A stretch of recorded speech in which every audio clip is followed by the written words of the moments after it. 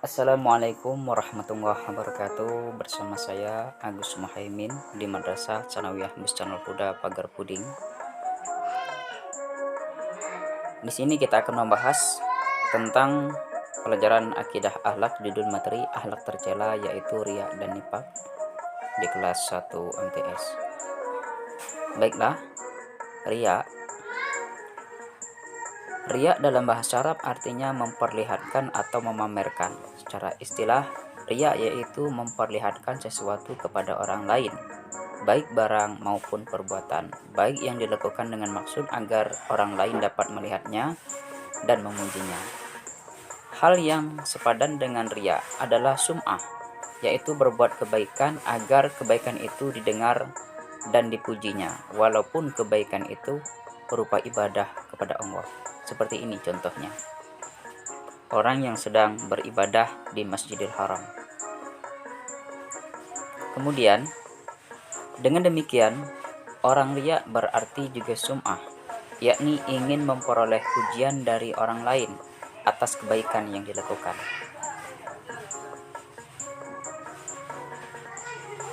Rasulullah Shallallahu Alaihi Wasallam bersabda, barang siapa berbuat baik karena ingin didengar oleh orang lain, maka Allah akan memperdengarkan kejelekannya pada orang lain.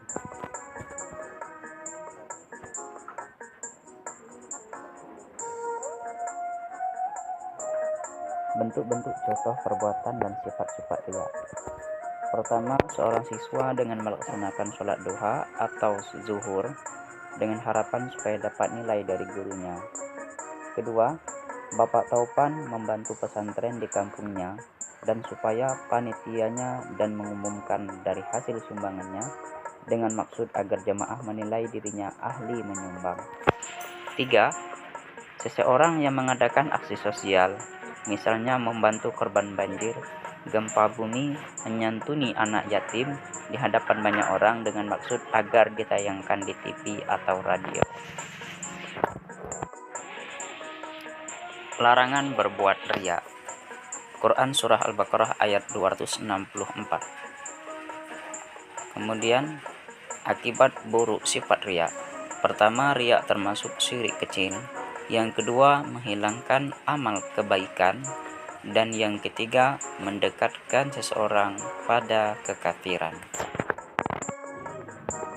Dan di sini akibat buruk dari sifat riya sangatlah membahayakan bagi kita semua. Cara menghindari perbuatan riya. Pertama, memandang semua makhluk itu tunduk di bawah kekuasaan Allah Subhanahu wa Ta'ala, sehingga makhluk itu dapat mendatangkan kesenangan dan dapat pula menimbulkan bencana, karena kita tidak membutuhkan pujian dan sanjungan mereka. Kemudian, tidak mudah berbangga atas pujian yang diberikan orang lain. Ketiga, membiasakan diri melakukan sesuatu dengan ikhlas. 4. Bersabar dengan sikap orang lain yang kurang mengenakan atau menyenangkan terhadap apa yang kita perbuat. Kemudian, tidak memuji orang lain secara berlebihan. Selanjutnya, nifaq. Pengertian nifaq. Secara bahasa, nifaq berasal dari kata nafika yang artinya salah satu lubang tempat keluarnya hewan seperti tikus. Kemudian cara istilah, yaitu sikap yang tidak menentu, tidak sesuai antara ucapan dengan perbuatannya. Ciri-ciri bentuk sifat nifaq. Pertama, bersuara terlalu kencang. Yang kemudian kedua, suka berbohong dan memutarbalikkan keadaan. Ketiga, tidak konsekuen. Selanjutnya, beriman hanya sebatas lisan, hati dan perbuatannya tidak mengikuti.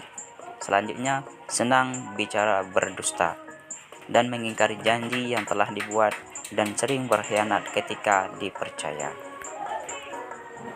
Sikap yang mencontohkan sikap nifaq. Tidak menjalankan amanah yang diberikan kepadanya. Misal seorang anak yang tidak membayar uang SPP dari orang tuanya dan menggunakan uang itu untuk hal lain tanpa izin orang tuanya.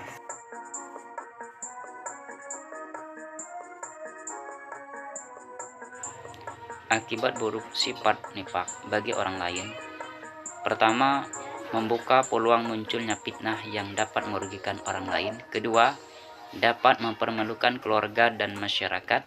Ketiga, dapat memancing perselisihan yang berlanjut pada putusnya tali silaturahmi.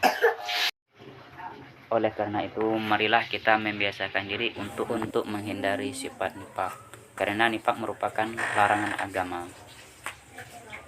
Kemudian dapat menimbulkan perkelahian. Kemudian tidak menenangkan diri kita dalam beribadah.